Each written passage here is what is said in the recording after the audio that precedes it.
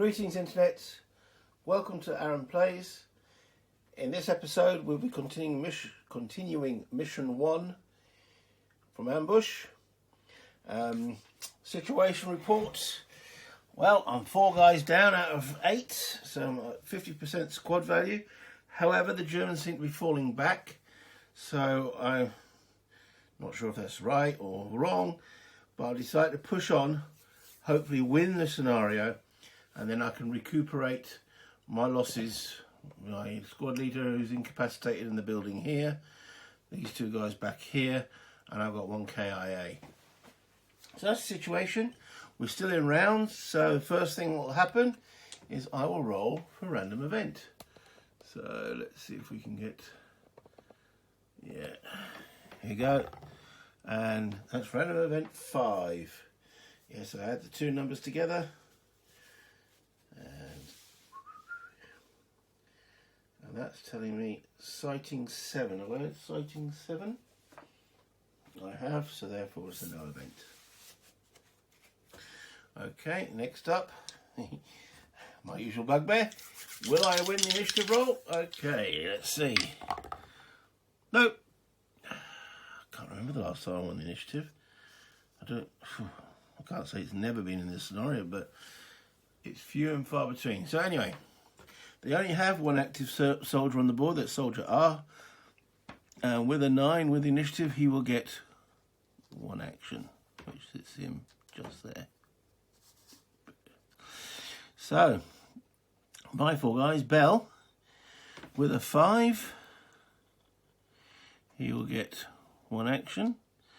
Dylan, oh sorry, I'm wrong, I should be looking at the blue. Yeah, left-handed tweezer roll. Yeah, it's not good. Dylan with a 5, he'll actually get 2 actions. Good. Gibson with a 5. That's a command, so both be on that one. Are they in or out of command? Hudson, way out of command. He's up in the building over here on his own, so he will panic.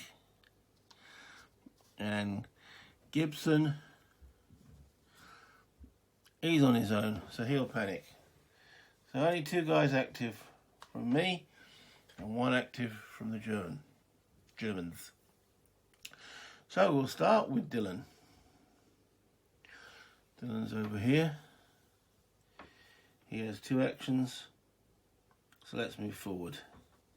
So he'll go 1. About to rush these hexes. Should be nothing, but I don't want to miss anything. No, that's nothing. 2. That is J8. No, nothing. 3, 4 into J9 to the brush there. No, that's nothing as well. So we'll do a free stance change on that. So he's into a crouch in there. Okay, next up is we have the German who's over here. Okay, so, oh, we didn't do an activation roll. Whoops! Activation number for the German is 7. Okay, so with that, with a 7, we look at paragraph 809. 809.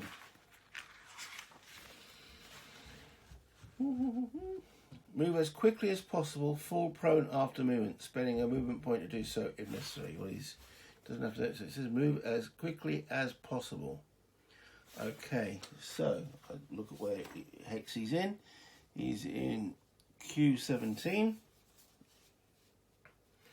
So that's telling me he's now moving to Q18. So Q18, so that's 1. Then at Q18, he moves to Q19, which is another 1. So he's still got 2 movement points left. And at Q19, it tells me he exits. How interesting. How interesting. He exits the board. Right, okay. Well, I presume that puts him in the... So there's now no active Germans on the board. So I go back now into operations. Alright, so that means I can do in whatever order I want to. Okay, well let's move up.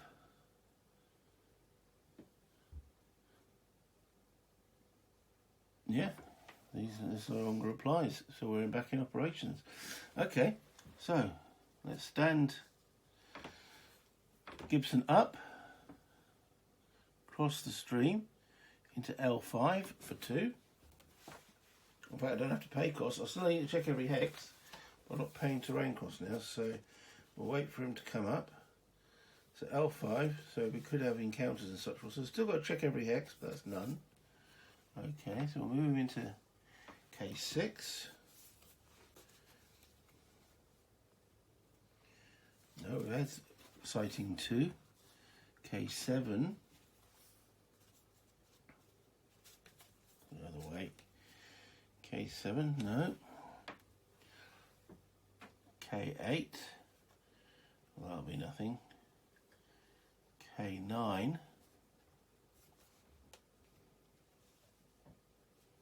Still looking at sighting 2. And then we'll move him into K10. And then we'll put him into a crouch.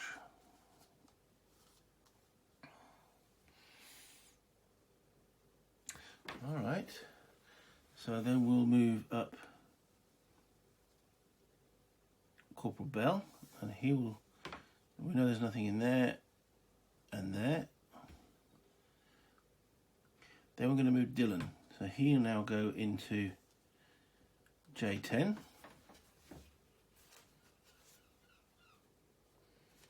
Still using sighting 2, nothing. Okay, down into J11.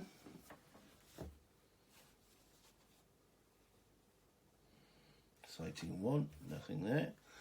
Okay, then to K12.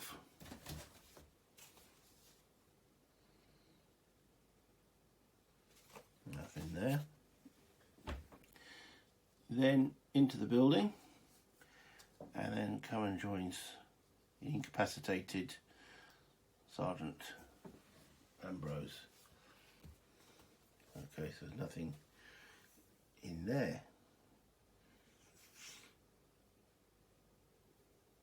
Right. Then we will move Gibson again. He'll cross the stream. He has to stand up to go into the stream. Okay, so it's L10.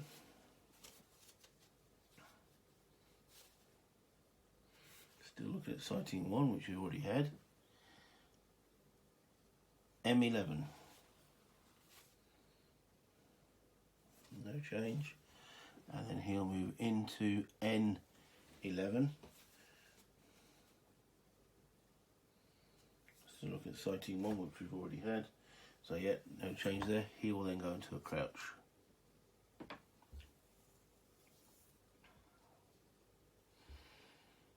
Okay. We'll then move Bell forward.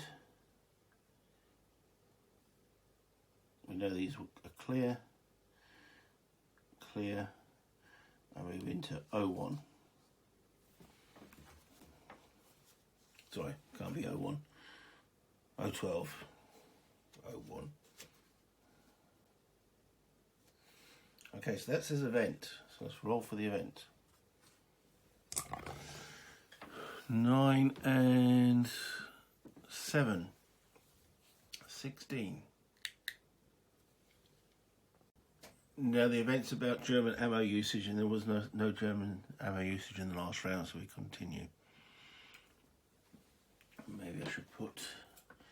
There was an event, so we'll put an event marker in that hex. That means we don't check for event again.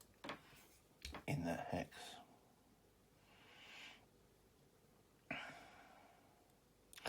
Okay, so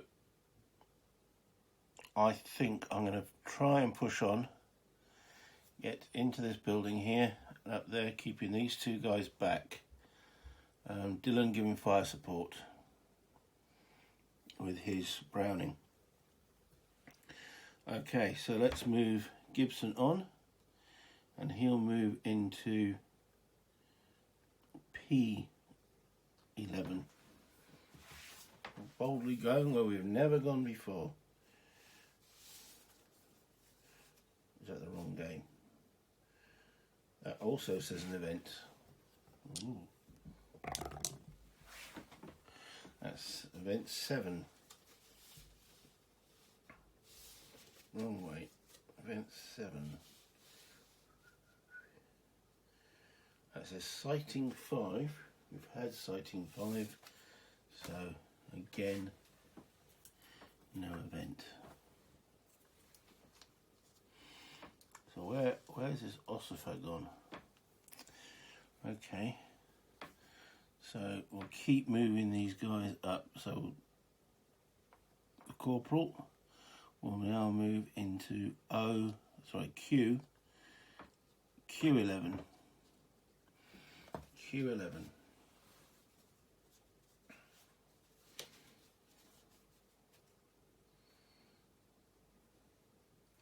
Sighting 2, which we've already had, so nothing seen there. So we're moving these one at a time. Gibson moves forward into R10. R10. Alright. Again, that's sighting 2. There is no sighting 2.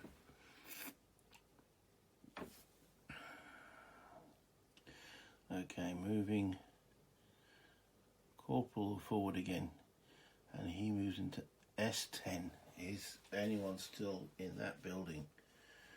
S10, or the Germans completely bugged out. Still says sighting 2. We've had sighting 2, so nothing. Okay. Gibson comes forward.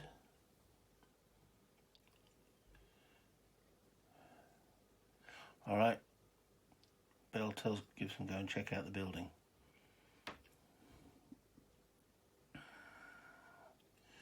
Gibson moves into T9 in a crouch. T9. It says an event. Okay, is anyone in there? T9 rolls 12 on the event table.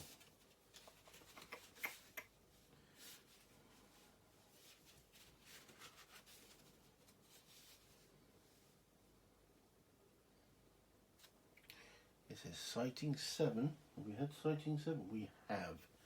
So that means there's nothing there. Okay, Gibson goes in. Into T8.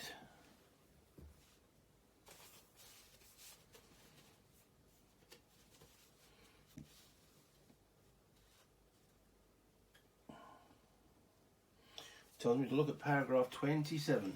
Or was the German officer in the cellar? Paragraph 27. Any German soldier that has been removed from play by evasive movement may not re-enter play for the remainder of the mission. This instruction supersedes any subsequent paragraph reference to the contrary. So X and R will not be coming back because they've been removed. So currently, the only way any Germans can come back is if they're new Germans. That's interesting to note. Okay. So there's no active Germans on the board. If I can get Bell, because I must have someone in this building. I must have these 2 hexes occupied over here, which I have. So I just need to get Bell onto one of these green hexes. And I can, well, I've only got how many victory points? 4, 5, 6, 7, 8, 9, 10. I can't win this. I need 13 victory points to win the scenario. I'll gain an additional 4 by completing what I need to do here. So I don't think I can win, but I can end the scenario in control. I mean, it all depends if there's any Germans over here. Well, Bell is going to go and investigate. So he crawls into hex S11.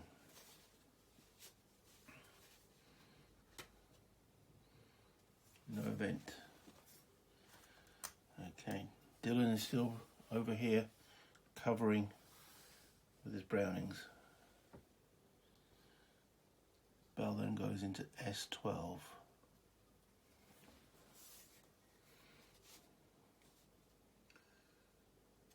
No event. Okay. He then crawls up to S13.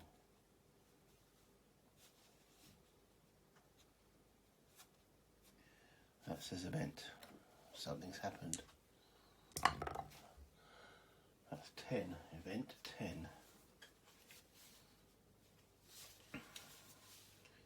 Event 10. 451. Paragraph 451.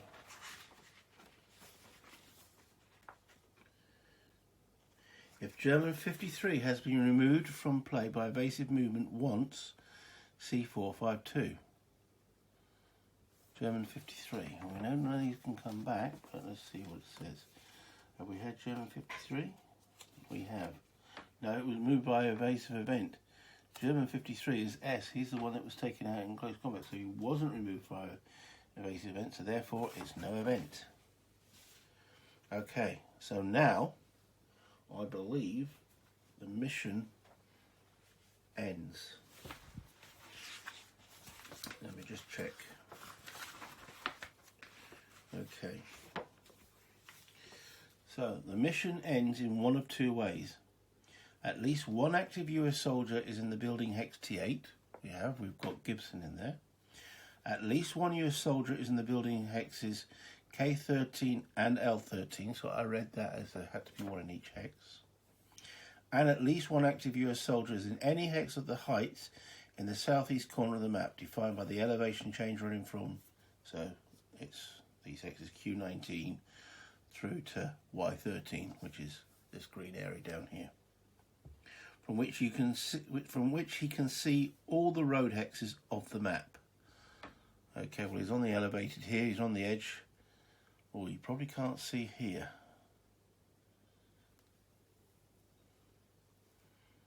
Because of, well, you can see here. Maybe we should move, if we move into this hex, he'll be able to see it. Or, because, yeah, alright, so he moves to there then, so I'll probably have to do a paragraph check again. That's T12. So we're almost there. This activates the tiger. If there is one. No, it says none. Alright, so he can see from that position all of those hexes there, all the way around to there. And yeah, I mean, there is, that's brush. So from there, okay, there's a woods there. You might need to be at that hex there then, well, over the escarpment. Is there any particular hex that you can be at that you can see the whole? I mean, if he's standing here, right, let me use a cube for this. If he's standing here, he can see obviously the whole of the road there, but then he can't see these hexes because of this escarpment here and this here. If he's here, then he can't see over there. So there doesn't appear to be a singular position where he can see the entire road. However, in my mind, he's been in a position to see when he was here. He could see all the way down this way. Okay, he can't. That wood hex. I know you can see over woods if you're in an elevation higher. So I think that's all okay then.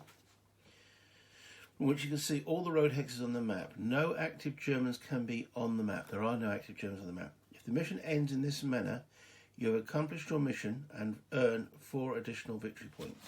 So I was currently on 7. So that takes me to 11 victory points. I needed 13 to win. So it says at the end of the mission, total your victory points to determine whether you're or not you have won. Victory point loss for an incapacitated US soldier can be avoided by moving him off the map from hex A1 through to J1, or if mission ending 1 is accomplished by moving him into either building hex.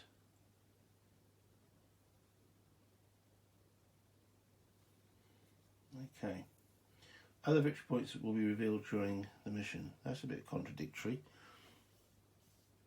So victory point loss for US soldiers incapacitated can be avoided by moving him off the map from hex A1 through to J1, or if mission ending 1 is accomplished by moving him into either building hex. So does that mean I have to drag them all the way to these building hexes? I better check that out. Well, I've lost the mission, so those 3 guys been incapacitated. I would technically lose 2 VP for each one, because I'd have to get them either to this building or this building, which I haven't done. Well, one's in that building, so I actually lose 4 VP. So the 4 I gained for achieving the objective, I'd lose. So I ended on 7 VP. So I lost the mission. However, this is the first mission in the campaign, and certain things have happened. So I'm going to go through the campaign ending procedure as well. So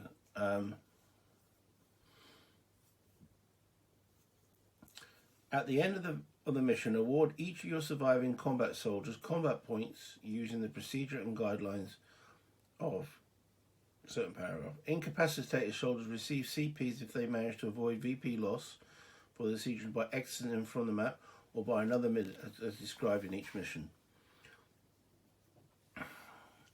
So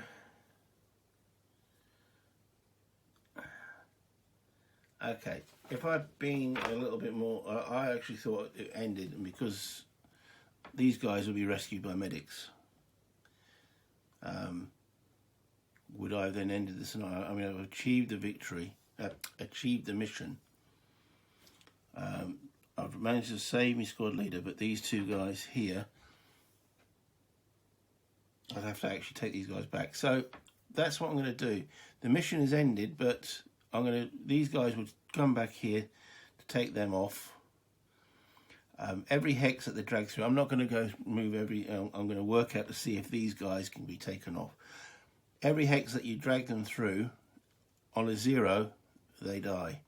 So there's a total of 1, 2, 3, 4 rolls, 5 rolls for F. I can't even remember his name. Fitzpatrick. Let's see if we manage to get Fitzpatrick off. So 5 rolls. So let's stick.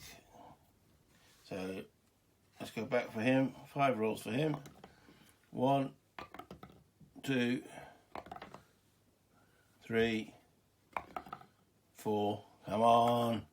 We managed to get Fitzpatrick off successfully. Okay. Next one is the guy who got shot pretty much as he came on the board, and that is Cornwall. And he's got 2 hexes to go through.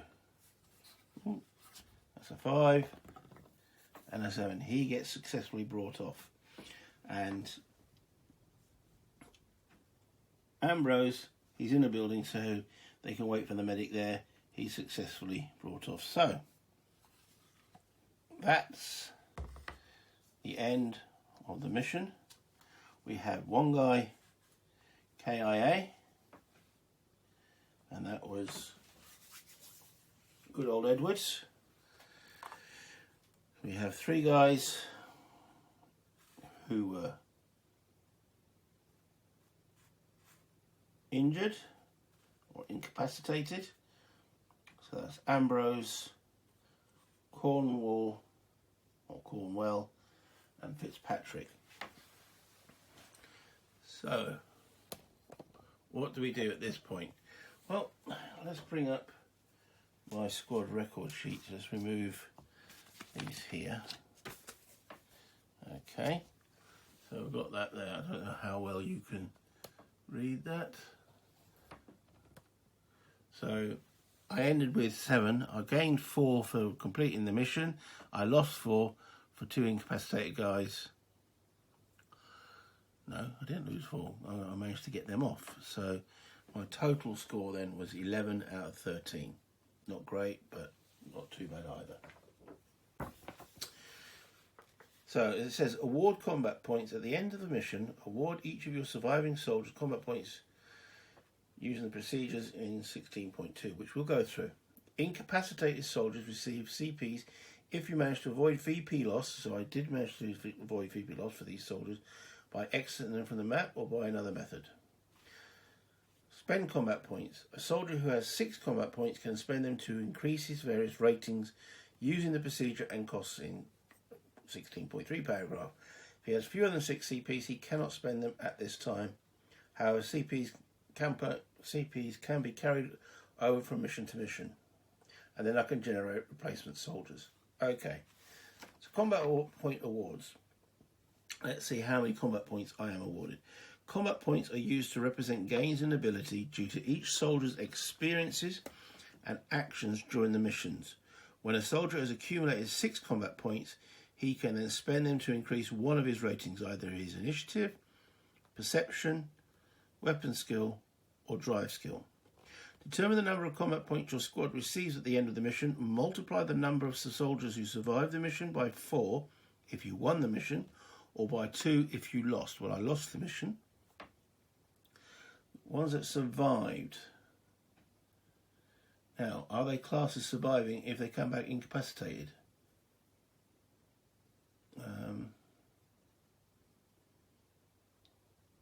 Yeah, they do.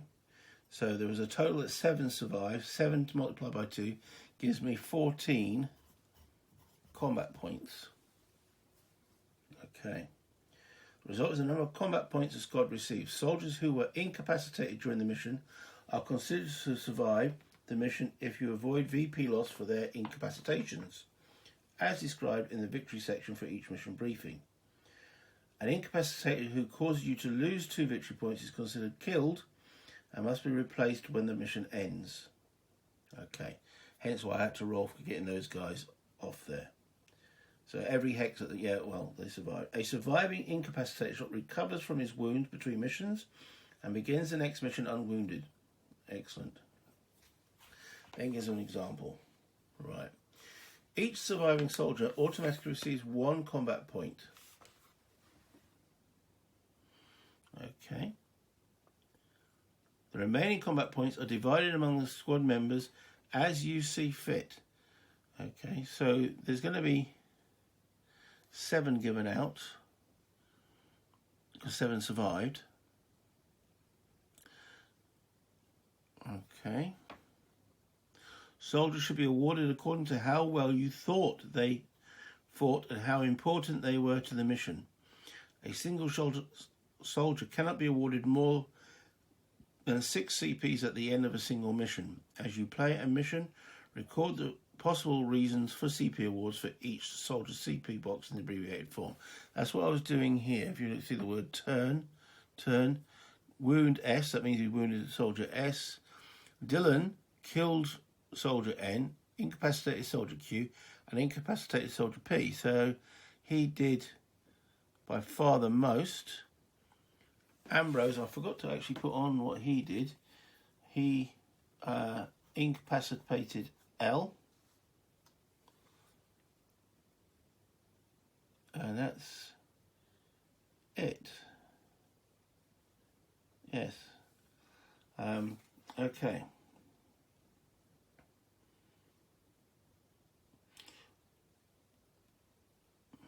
Special events such as blowing bridges, blah, blah, blah. Be creative and award the discretionary points you see fit. So, each one of these has got 1 point. I'm just going to put these at the end. Apart from Edwards, because he's dead. Then I've got that out of my 14, so I've got 7 points left. Okay, well, Dylan did by far the most. Okay, so I reckon I should be giving him of the 7. So I could give him 6 points, and that would then I could give a increase something of his. But I'm not going to do that, because other soldiers did do other things. I'm not going to give anything extra to Gibson and Hudson, because those two were more sitting in the dirt hugging it rather than moving forward. Ambrose with his little charge towards the building, so I'm going to give Ambrose an additional 3 points. So that'll take him to 4 in total. Even though he became incapacitated, he actually brought that building and made Soldier R run off. So of my additional 7, I've still got 4 left, of which I will give 2 to Corporal Bell, so that takes his total 3 to 3, and I'm going to give Dylan, take his total to 3. So that's a total of 4, 7, 8, 9, 10, 11, 12, 13, 14. Shame I didn't win the mission, because then that would have been 28 points to give out, but we didn't.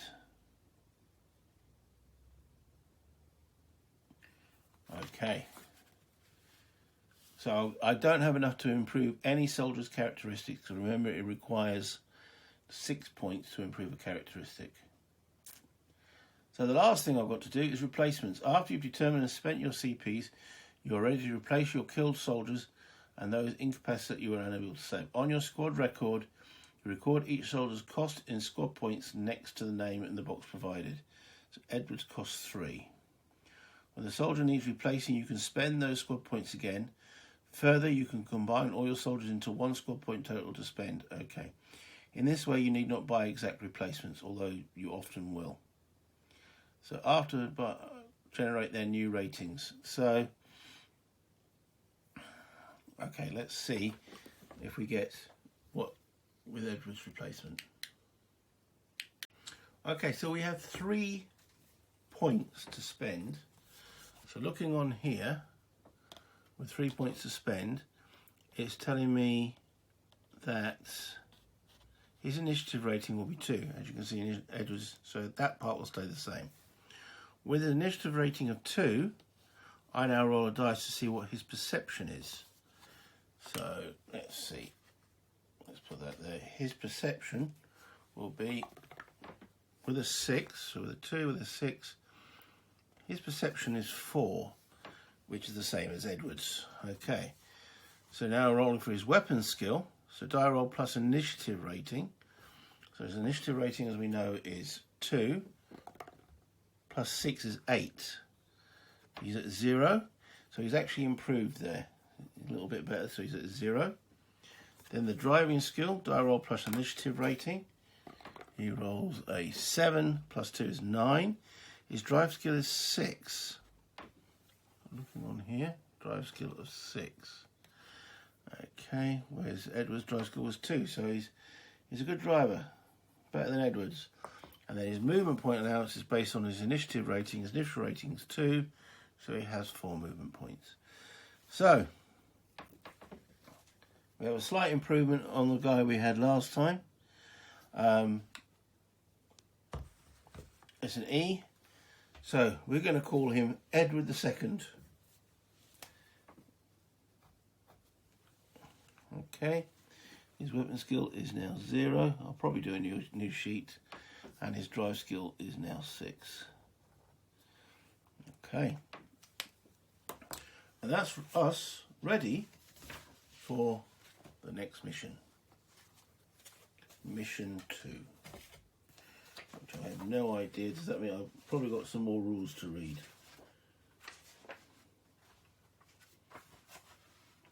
advance on Chazlo. Okay.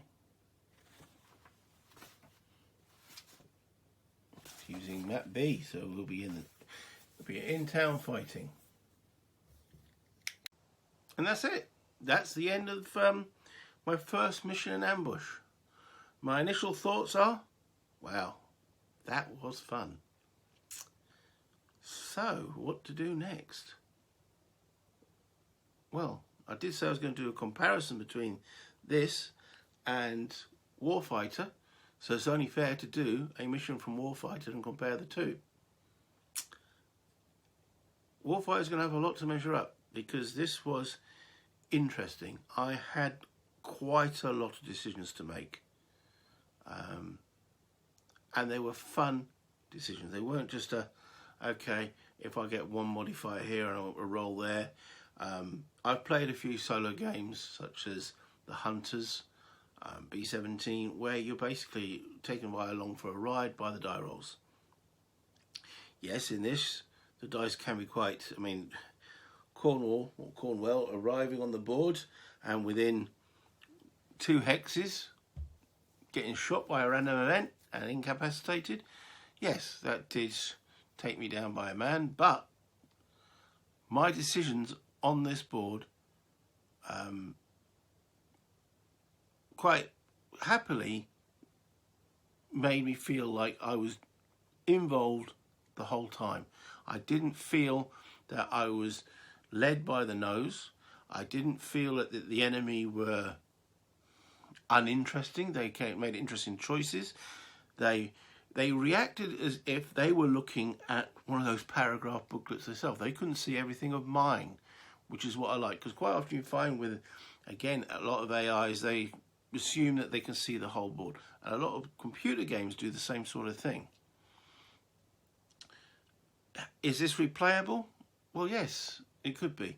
I could come on from a different side. I could come on right and hug the edge of the map and come round and take out that double building first of all and move that way, rather than do a broad front like I did. I could come on the opposite side of the stream and start on the, as a single file with a whole lot. So different ways, and that would presumably reveal different Germans at different times and maybe in different hexes. I don't know. I won't be replaying this mission probably for a few years. I've got 23 other missions that I can do, which is plenty. It's more than enough to keep me occupied. So I like the campaign system. It sort of makes sense. It took me a bit of time to get my head around the action track. That's probably the one weak point of the rules. I have now got some additional rules to read before I do the next scenario. But I'll only be doing the next scenario after I have done a Warfighter and I can do a comparison between the two. Then I will do a second mission, which I will also of this, and if you guys are interested, I will do it as a videoed playthrough because there will be additional rules, and I've noticed each of the scenarios introduces additional rules as well. So yes, I've again, you've got all the YouTube bollocks. If you want to hit the like, please do. It's good for the channel. If you'd like to subscribe, more than welcome. Love to have comments as well. I do reply to all comments, so they'll be much appreciated. So until next time, Internet, bye.